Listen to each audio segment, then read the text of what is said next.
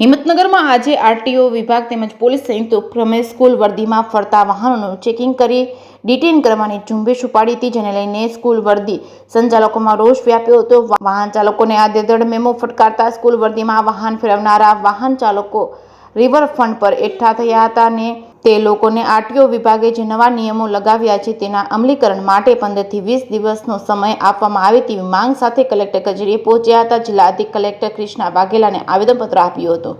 જેકેએસની ગુજરાતી સાથે અશોક નાઈ, સાબરકાંઠા। અમે અત્યારે અધિક કલેક્ટરશ્રીને આવેદનપત્ર આપવા માટે ગાંધી ચીડિયા માર્ગે આવ્યા છીએ।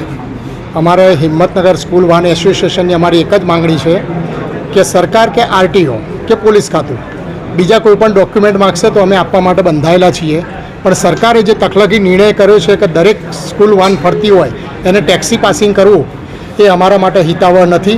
અમે ગરીબ પરિવાર અને મધ્યમ વર્ગમાંથી આવીએ છીએ। આના ઉપર અમારી રોજીરોટી ચાલે છે, અમારા પરિવારોનું ગુજરાન ચાલે છે।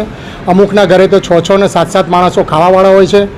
સરકાર આ બાબતે ગંભીરતાથી નિર્ણય લઈ અને અમને વાને અને જે સ્કૂલોમાં અમે જે બાળકોને ઉતારીએ છીએ એમાં અમને સપોર્ટ કરે, અમને સહાય કરે એવી અમારી માંગ છે।